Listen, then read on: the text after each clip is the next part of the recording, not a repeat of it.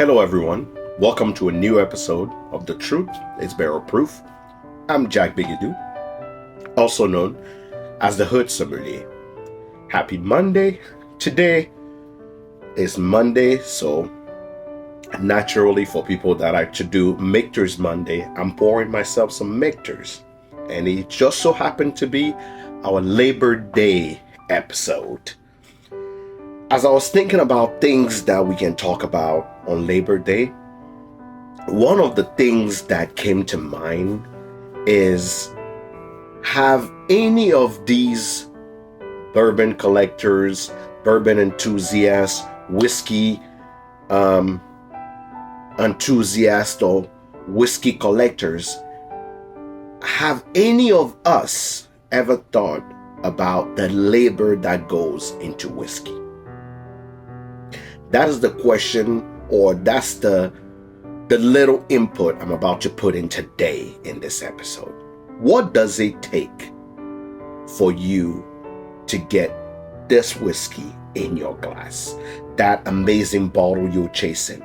Because I feel like people only see that side, right? The store side. Oh, I'm going in, I see in a store. But there's so much more that goes into making whiskey, and that part of that labor I don't think get enough recognition, or we do not appreciate enough these people that day in and day out are putting in work and labor and sweat for us to have this water of life, as other people know it. Now let me start.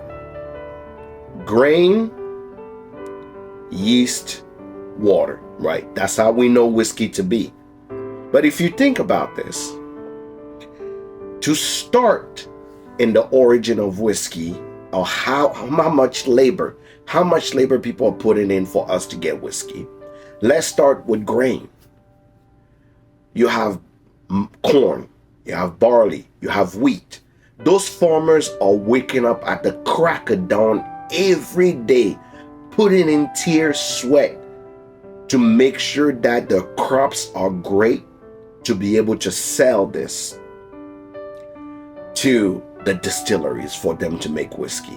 So to those farmers, I raise my glass. They're the first people I'm raising my glass to, for all the effort they're putting in to create all those grain. We got farmers in Canada, farmers in the state that are putting in all these effort to be able to create these grains that are used to make our whiskey.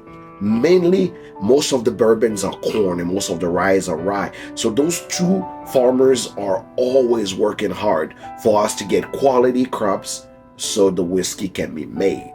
So to y'all, I raise my glass. Now, let's be honest. When the grains are done, somebody got to transport those grains. Transportation is such a big part of whiskey. And when I'm going to talk about transportation, I'm going to talk about transportation in 3 steps. You have to transport the grain to the distillery. And after the grain is processed, done, and distilled, and the mash is done, somebody got to take the rest of the grain, the grain feed or the debris of those grain back to the farmers, right? Now, let's take up transportation on the second step. After the whiskey is done, somebody got to transport this in a barrel, or somebody got to put it into a specific type of barrels for people that are trying to buy the whiskey, for people trying to store it, or for people that just want a barrel somewhere or take the whiskey. That's another transport. Third transport, whiskey is done, bottled. Who else got to take it to the store, to those distributor warehouses, from the distributor to the store? That's all transport. So for all the long haul truck drivers and all the people putting in the labor to make sure that we get our whiskey on time to the distributor, to the distillery, to the delivery person, hell, let's even add transportation as far as our UPS and FedEx guy. When we order online, they're bringing us the whiskey. those people deserve their flowers on this Labor Day. So to all the transportation people that participate in the whiskey creation, to you, we raise our glass today.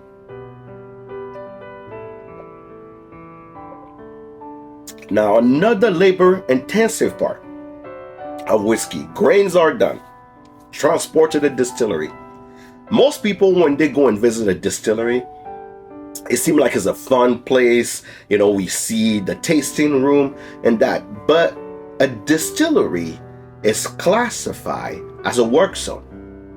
It's actually a work zone. Is people wear steel-toe boots just like they were in construction zone. People are wearing PPEs just like in construction zone. The reason why is a distillery is a place where work is happening.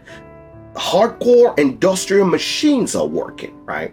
So there are people there that are waking up at the crack of dawn every day, from the grain mill or mashing person, from the person controlling the tanks. Have you ever seen those fermentation tanks? Those tanks are working at a high degree, so somebody got to keep an eye on that, right? Now we go on to the engineers are checking all the stat to make sure that everything is set right. These people are not working a 9 to 5. They're working 12-hour shifts, right? Most of the time. So people working at a distillery I don't believe get the credit they deserve, because those engineers, those operators, those machine operators are running around.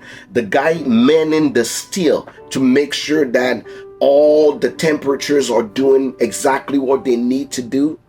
That guy literally deserves credit, because he's there, he's checking things back and forth, and they're working long hours to make sure that we get quality, we respecting all the rules to make sure that this goes into a perfect batch for us. So to all the engineer working at the distillery, working their back up, working their head, whatever is it that you put in, everyone working in a distillery in the production side, to you guys, happy Labor Day. Cheers to y'all for all the hard work you put in. Now, obviously, if whiskey is the person, barrels are the character givers of whiskey, right? One place or one part that no one even thinks about is the cooperage. Without barrels, we have no whiskey, right? Without barrels, no one has whiskey. So one of the things I like people to take in mind is somebody's there working on this wood, making sure they're creating these staves, building your barrel. If you ever visit a cooperage, that's a lot of work. That's a lot of work. And then what else they have to do? They're charring your barrel. That's heat around people all the time. That's hard work.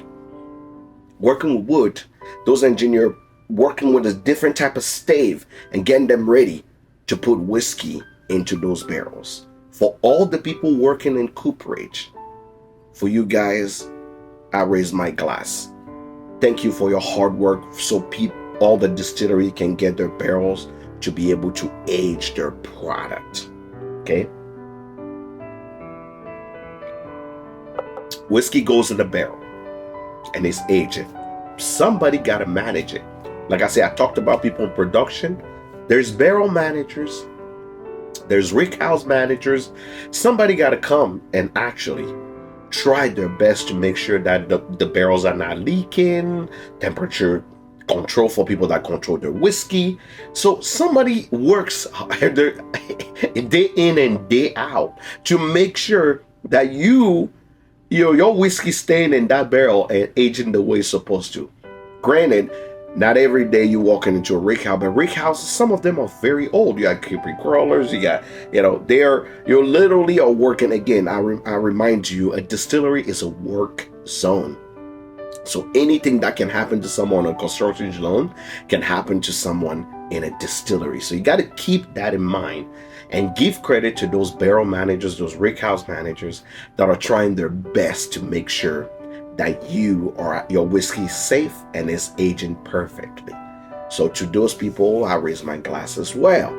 Now, whiskey is done. It goes back to production and is dumped. The people that actually everyone forget about is the bottling line. The bottling line is the heart, right? Beside the people producing the whiskey, the bottling line.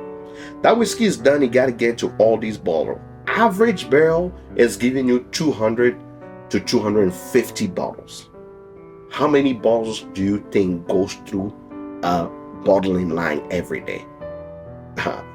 Thousands and thousands of bottles. So these people are working day in and day out to bottle your whiskey for you. And some of them are hand labeled. Now think about that. They're hand labeled. I mean, somebody is doing literally the work every day to write on your label of bottle that you get. But you get it and you just go, oh yeah, that's a nice label.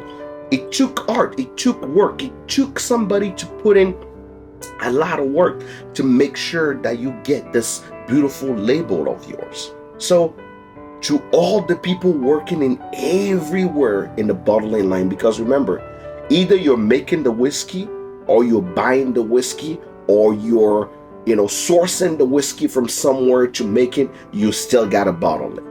So every single distillery, producing or non-producing, have a bottling line, and those people are working hard every single day. So to the people on the bottling line, cheers to y'all. Thank you for all the work you put in every day.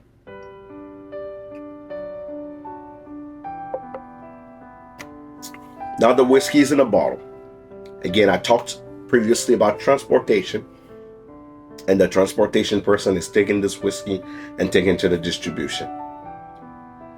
To tell you the craziness, for someone who worked for a distributor, to tell you the craziness that happens in a distributor warehouse, you cannot imagine it. If you're not somebody who's worked in warehousing, you cannot imagine it. There's things everywhere. These warehouse people are either working overnight, working long shift, 12-hour shift, just to make sure that the orders are set in so they can go to the grocery store, to the liquor store, to the bars, to the restaurant. All these orders have to be managed by a warehouse staff. And those people are moving boxes from forklifts. They're moving so many stuff that they are always working. Again, a warehouse is like a work zone too. PPE, steel toe boot, they're hard workers. And those people, no one sees them. They're behind the scene. They're just taking your box of allocated bourbon and just putting it on the shelf and taking it away. They don't even get a chance to actually have those allocated bourbon that we so fight about, right? They don't even get that chance. So we have to be gracious and give them their flowers for the hard work they put in for us to actually get our whiskey to the store. So to those people in warehouses, I want to actually give you your flowers and for the hard work that you do.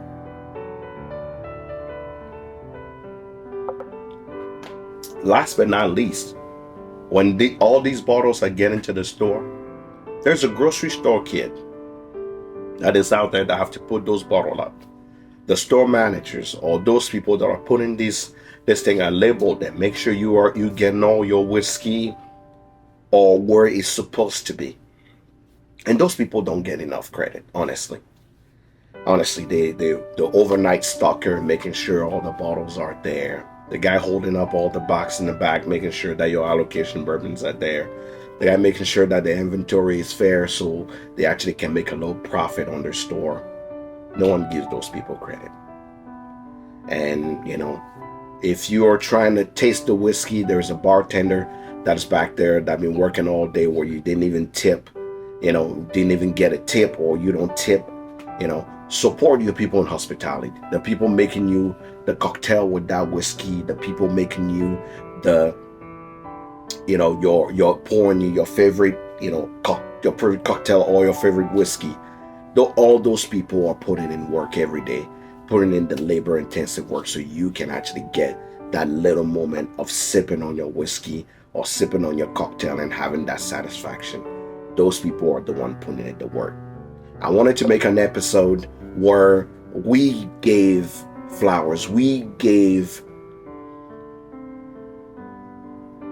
appreciation to the people that do the work in the background that never always get the credit that they deserve.